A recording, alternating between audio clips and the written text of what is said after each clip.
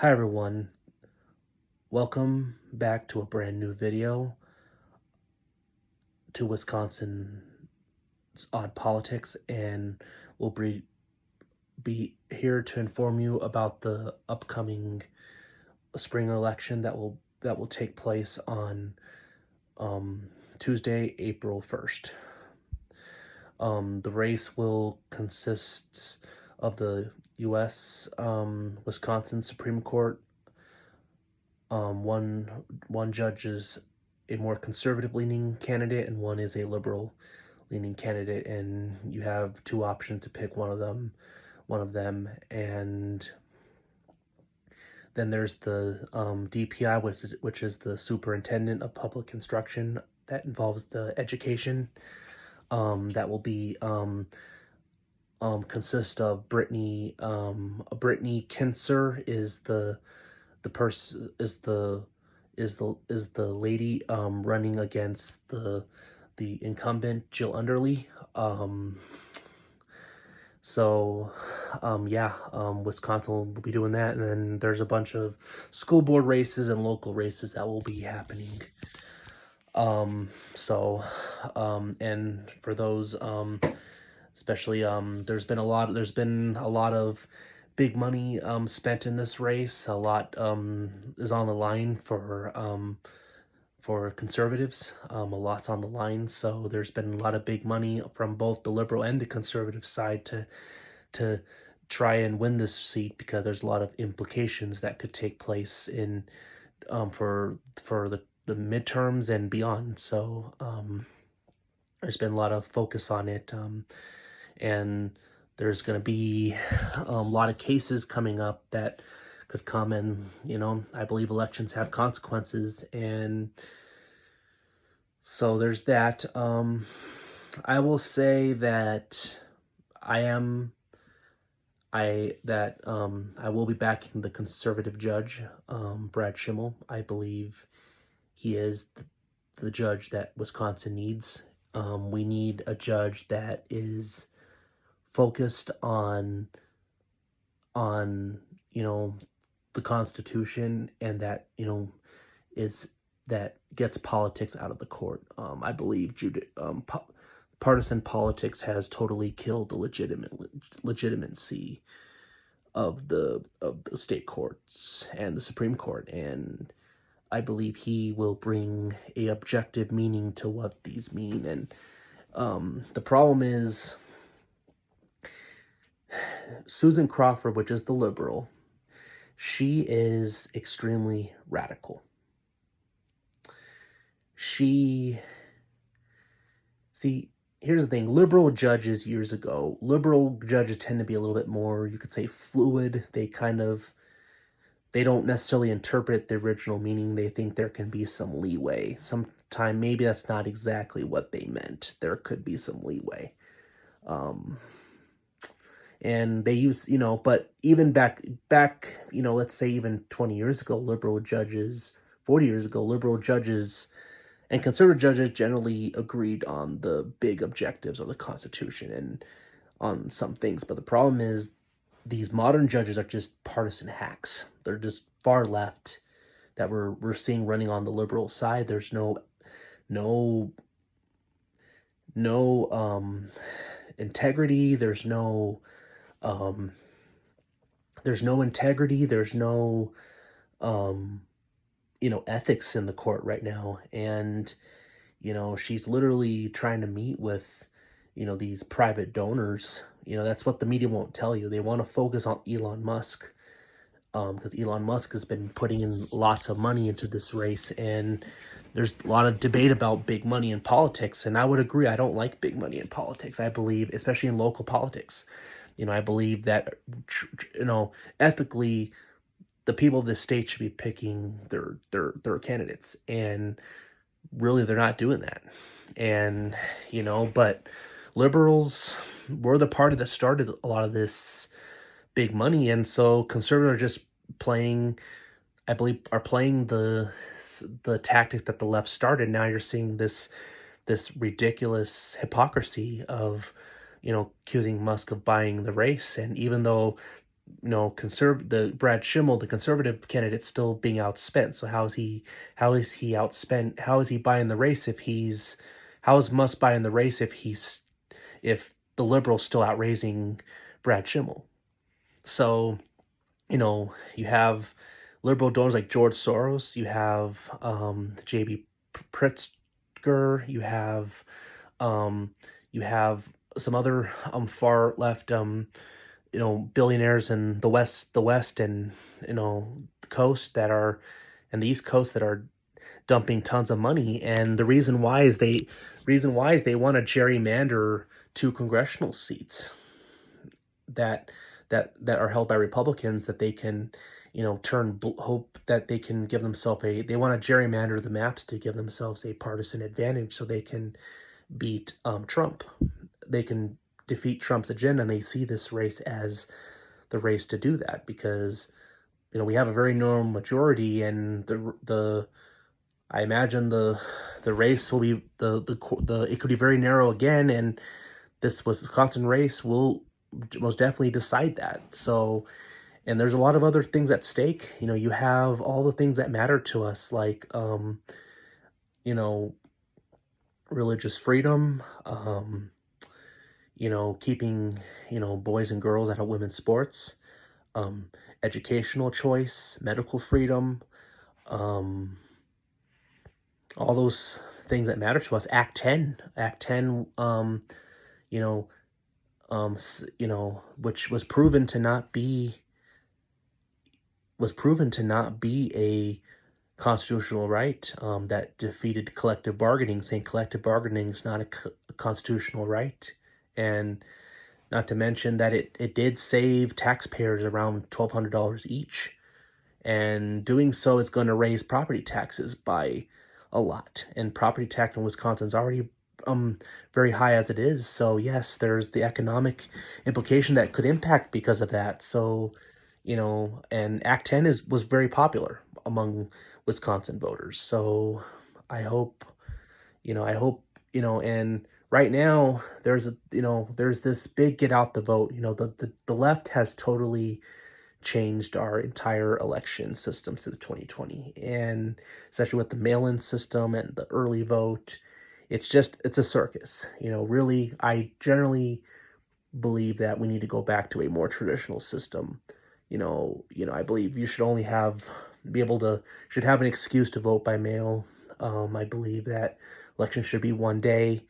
You must have a valid photo ID, proof of citizenship to vote. All those things that we need to have happen needs to be. And I hear that President Donald Trump signed an executive order on something like that for at least federal elections. So I don't know how that's going to play out, if it will be enforced or not, but hopefully that will get things better. But because of the Dems, basically creating election season, the Republicans have no choice now but to play the same tactics back, and the GOP needs to do that. They need to start playing by the rules that the Dems set forth. And, we need to vote early. We need to vote any legal way possible to overcome the Dems, because right now we did that in 2024 that helped Donald Trump get over the margin by bringing out these conservative-leaning voters that generally don't vote very often. And so I want to give you also an overview on that. So right now in Wisconsin, you have turning point action here. And, it's been brought since 2022, at least, is when Republicans started to get on to the whole aspect that we need to vote early in these elections. And because we're never going to win elections the way the left have set the election. And the goal is by bringing these low prop conservative leaning voters to the polls that don't necessarily vote all the time to vote. And low propensity means a voter, again, that does not vote in every election or only votes once in a while, or hasn't voted in many years. Those are technically like super low propensity. Then you have the ones that might vote once every 4 years, which is the most common kind, and then you have mid tier that just they vote once in a while on some occasion, but not all the time. Then you have the high propensity voters that are more that are that vote in everything. They vote in everything. And what people don't understand, especially on the conservative side, is that what Trump did was an anomaly, and people need to understand this. And if you're a Republican, this is an anomaly. This is Trump's movement, and I am concerned while you're seeing the Democratic Party implode right now with their ridiculousness. They're an all-time low. I still feel like Republicans, even though Dems are to a record low on popularity, the Republican Party without Trump does not have a real coalition. And you have to understand 2024 was Trump's coalition. It was his movement, not the GOP.